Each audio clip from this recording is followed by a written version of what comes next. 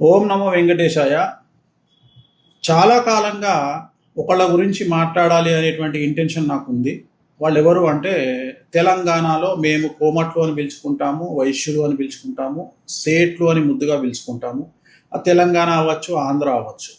So నా దగ్గరకు వచ్చే క్లయింట్లు కానీ, లేదా నాతో సన్నిహితంగా ఉండే జనాలు కానీ, నాతో చాలా రోజులు ట్రావెల్ చేస్తున్నటువంటి కుటుంబాలను కానీ, వీళ్ళందరినీ చాలా దగ్గర నుండి గమనించిన తర్వాత నాకు ఒక విషయం అర్థమైంది. ఏమిటంటే, జనరేషన్ ఎంత ముందుకెళ్ళినా, పాశ్చాత్య సంస్కృతి ఎంత ముందుకెళ్ళినా, ఇంకా సంస్కృతి సాంప్రదాయాలు ఆచార వ్యవహారాలను పాటిస్తున్నటువంటి కులం ఏదైనా ఉందా అంటే అది కోమట్లు అని చెప్పాల్సి ఉంది.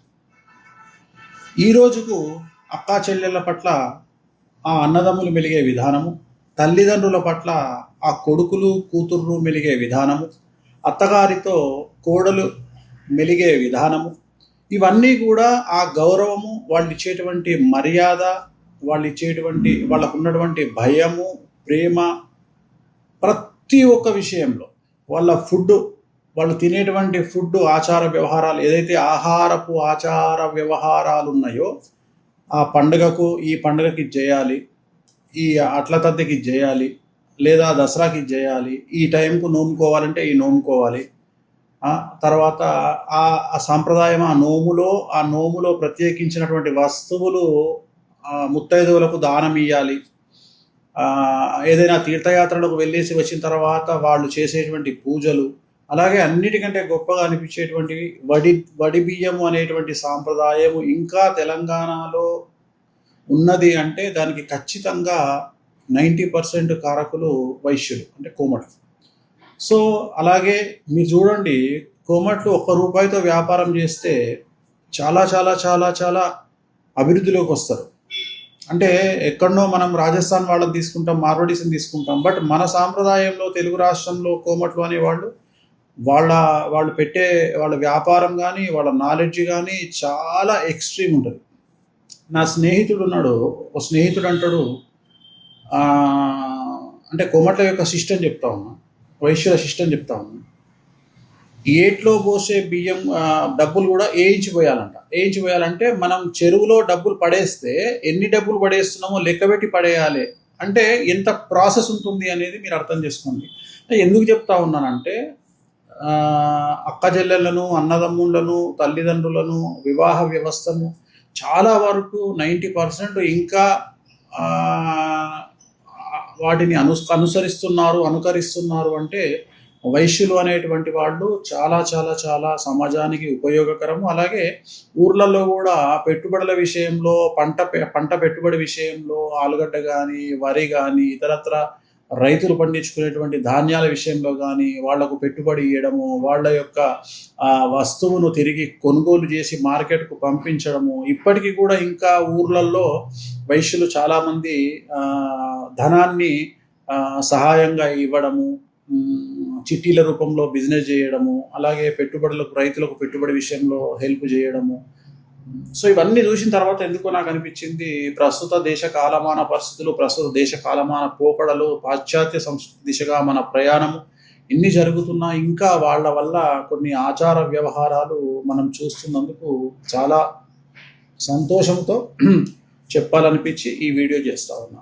ఓం నమో వెంకటేశాయ. ఓం నమో వెంకటేశాయ. చాలా కాలంగా ఒకళ్ళ గురించి మాట్లాడాలి అనేటువంటి ఇంటెన్షన్ నాకుంది. వాళ్ళెవరు అంటే తెలంగాణలో మేము కోమట్లు అని పిలుచుకుంటాము, వైశ్యులు అని పిలుచుకుంటాము, సేట్లు అని ముద్దుగా పిలుచుకుంటాము. తెలంగాణ అవ్వచ్చు, ఆంధ్ర అవ్వచ్చు. సో నా దగ్గరకు వచ్చే క్లయింట్లు కానీ, లేదా నాతో సన్నిహితంగా ఉండే జనాలు కానీ, నాతో చాలా రోజులు ట్రావెల్ చేస్తున్నటువంటి కుటుంబాలను కానీ, వీళ్ళందరినీ చాలా దగ్గర నుండి గమనించిన తర్వాత నాకు ఒక విషయం అర్థమైంది. ఏమిటంటే, జనరేషన్ ఎంత ముందుకెళ్ళినా, పాశ్చాత్య సంస్కృతి ఎంత ముందుకెళ్ళినా, ఇంకా సంస్కృతి సాంప్రదాయాలు ఆచార వ్యవహారాలను పాటిస్తున్నటువంటి కులం ఏదైనా ఉందా అంటే అది కోమట్లు అని చెప్పాల్సి ఉంది.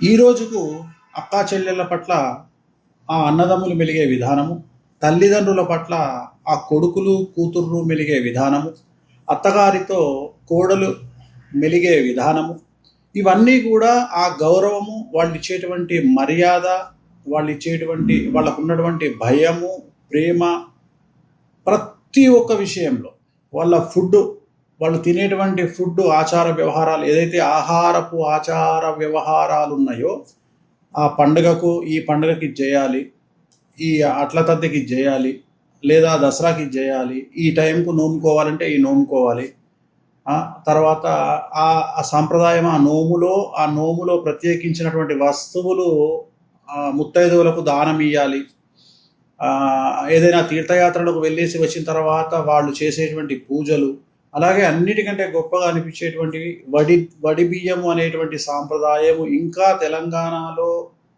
ఉన్నది అంటే దానికి ఖచ్చితంగా 90% కారకులు వైశ్యులు, అంటే కోమట్లు.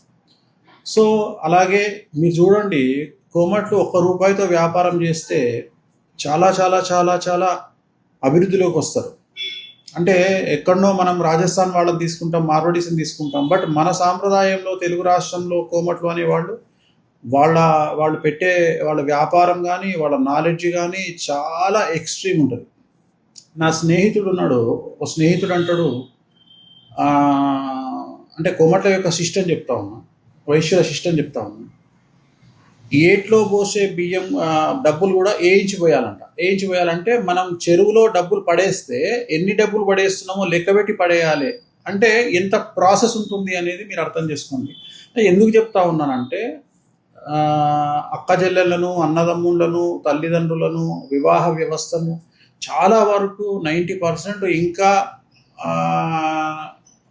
వాటిని అనుకరిస్తున్నారు అంటే వైశ్యులు అనేటువంటి వాళ్ళు చాలా చాలా చాలా సమాజానికి ఉపయోగకరము. అలాగే ఊర్లలో కూడా పెట్టుబడుల విషయంలో, పంట పెట్టుబడి విషయంలో, ఆలుగడ్డ కానీ, వరి కానీ, ఇతరత్ర రైతులు పండించుకునేటువంటి ధాన్యాల విషయంలో కానీ వాళ్లకు పెట్టుబడి ఇవ్వడము, వాళ్ళ యొక్క వస్తువును తిరిగి కొనుగోలు చేసి మార్కెట్కు పంపించడము, ఇప్పటికీ కూడా ఇంకా ఊర్లలో వైశ్యులు చాలామంది ధనాన్ని సహాయంగా ఇవ్వడము, చిట్టీల రూపంలో బిజినెస్ చేయడము, అలాగే రైతులకు పెట్టుబడి విషయంలో హెల్ప్ చేయడము.